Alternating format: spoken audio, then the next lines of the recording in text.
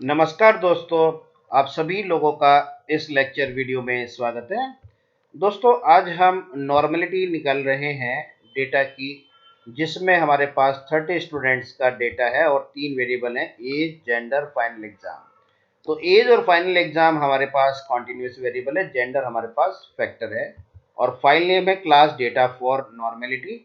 तो अब इस डेटा से हम जो हमारा वेरिएबल है उसमें हम नॉर्मलिटी निकालेंगे।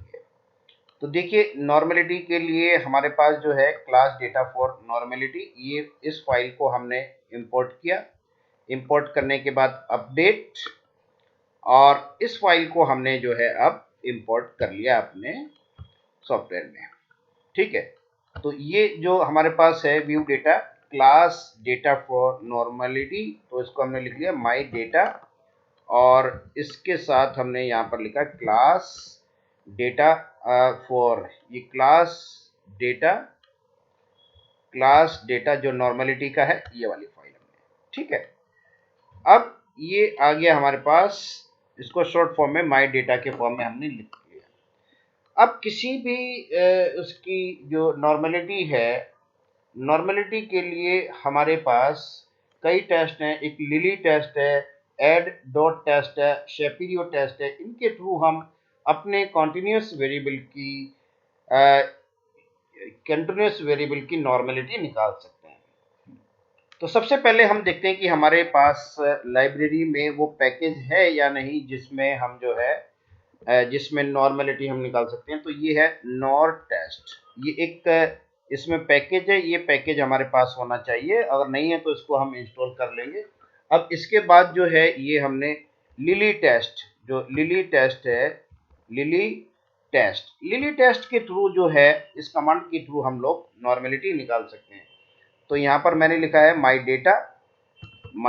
डेटा, और मैं चाह रहा हूँ कि जो हमारे पास एज एक कॉन्टिन्यूस न्यूमेरिक वेरिएबल है, इसका हम लोग नॉर्मलिटी निकाल लें। तो नॉर्मलिटी की जो कंडीशन है, कोई भी डेटा नॉर्मल तब होता है जब उसकी पी वैल्यू ग्रेटर देन 0.05 हो, तभी हम मानकर चलते हैं कि डेटा नॉर्मल है। केवल नॉर्मलिटी और होमोजेनिटी के लिए पी वैल्यू 0.05 से ज़्यादा होनी चाहिए। बाकी अगर हम सिग्निफिकेंट इम्पैक्ट देखना चाहते हैं तो उसमें पी वैल्यू हमारी जो है वो 0.05 से कम होनी चाहिए। खैर, तो नॉर्मलिटी के लिए अब अभी हम दूसरा अपना जो वेरिएबल है उसके लिए नॉर्मलिटी निकाल रहे हैं। अभी एज के लिए निकाला था। अब जो दूसरा वेरिएबल है वो है फाइनल एग्जाम। ये भी कॉन्टिन्यूस वेरिएबल है, न्यूमेरिक डेटा है। इसमें भी देखिए हमारा डेटा नॉर्मल आ रहा है और इसकी पी वैल्यू ग्रेटर देन 0.05 है। तो एक तो लिली टेस्ट के थ्रू जो है हम लोग नॉर्मलिटी निकालते हैं। दूसरा हमारे पास जो है एड डॉट टेस्ट, एक ये भी है। एड डॉट टेस्ट के थ्रू जो है हम माई डेटा में हमने देखिए ये इसकी एज की हमने नॉर्मलिटी निकाली, और इसमें पी वैल्यू देखिए 0.05 से ज़्यादा है। इस टेस्ट का नाम है एंडरसन डार्लिंग नॉर्मलिटी टेस्ट। ठीक है, जैसे इसका लिली टेस्ट में केएस टेस्ट।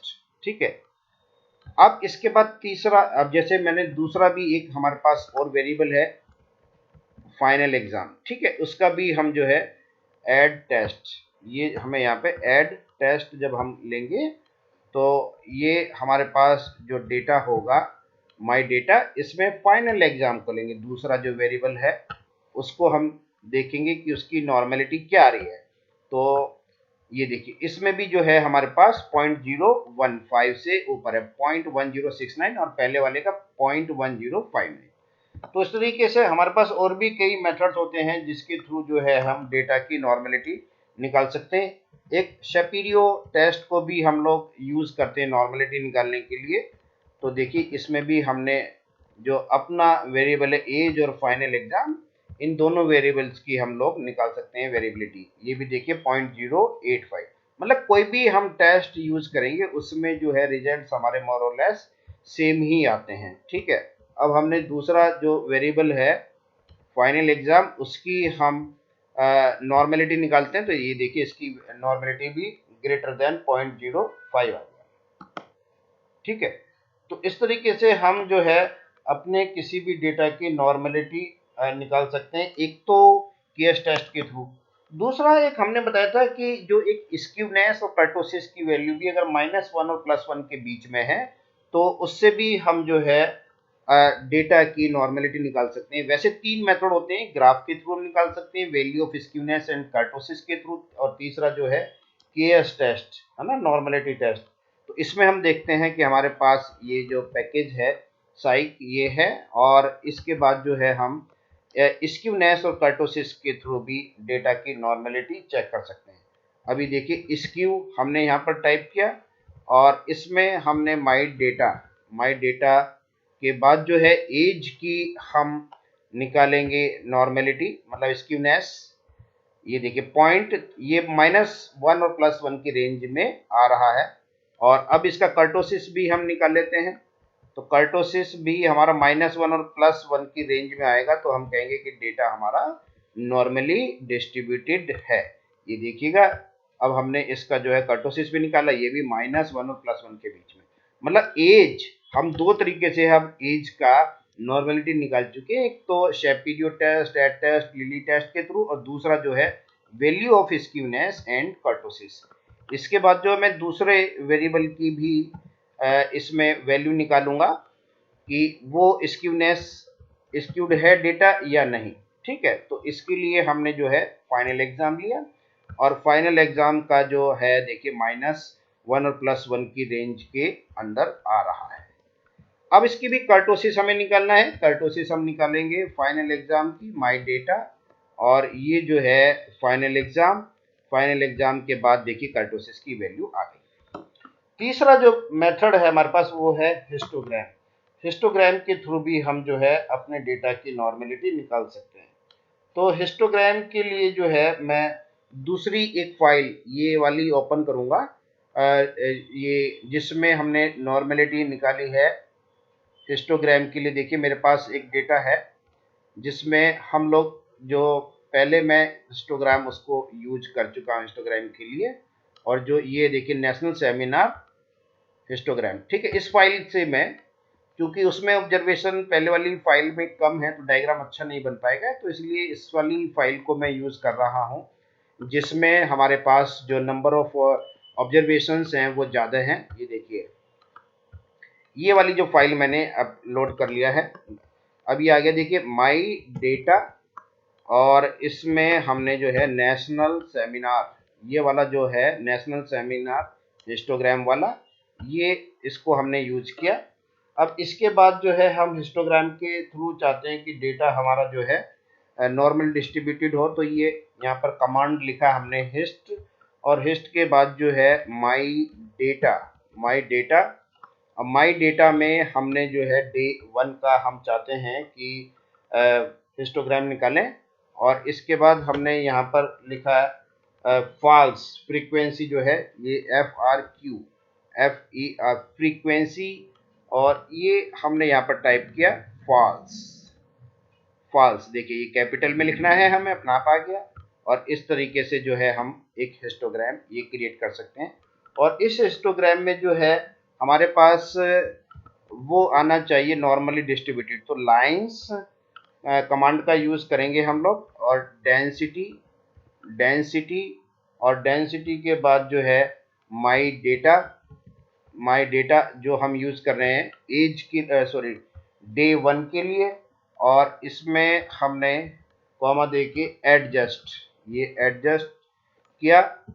एडजस्ट के बाद जो है इक्वल टू हमने 2 लिखा, और 2 लिखने के बाद जो है हम इसको एंटर कर देंगे। तो इसमें देख लीजिए आप यहाँ पे लाइंस जो कमांड है डेंसिटी, और डेंसिटी के अंदर माई डेटा डे 1, ठीक है ना, ये आना चाहिए।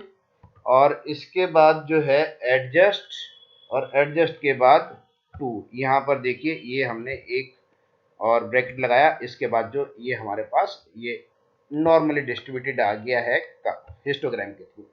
इसको हम जूम करके भी देख सकते हैं, ये देखिए जूम करके हमारा डेटा जो है इस पर हमने नॉर्मल कर्व सुपर इम्पोज कर दिया इस लाइन कमांड के थ्रू।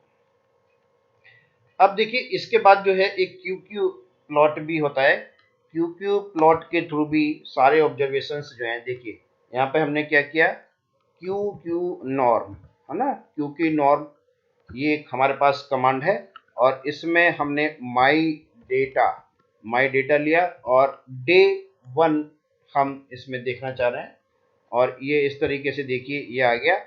फिर इस तरीके से तो सारे ऑब्जर्वेशंस जो हैं हमारे जो प्रिंसिपल डायगोनल हैं इसी के ऊपर होने चाहिए। तो ये देखिए डेटा हमारा नॉर्मली डिस्ट्रीब्यूटेड है, और इसमें हम जो है वो एक लाइन और ड्रा कर देते हैं, क्यू क्यू लाइन, तो जिससे जो है इसी के पैरेलल में इन्हीं ऑब्जर्वेशंस के ऊपर जो है हमारी एक लाइन भी ड्रॉ हो जाए।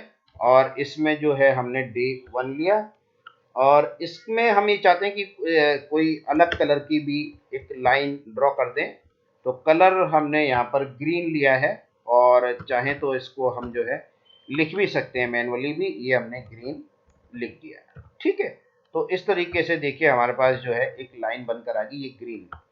तो इसको हम यहाँ पर जूम करके देख सकते हैं, ये देखिए ये ग्रीन लाइन आ गया। तो सारे ऑब्जर्वेशन अगर हमारे इसके ऊपर हैं तब हम कहेंगे कि हमारा जो डेटा है वो नॉर्मली डिस्ट्रीब्यूटेड है।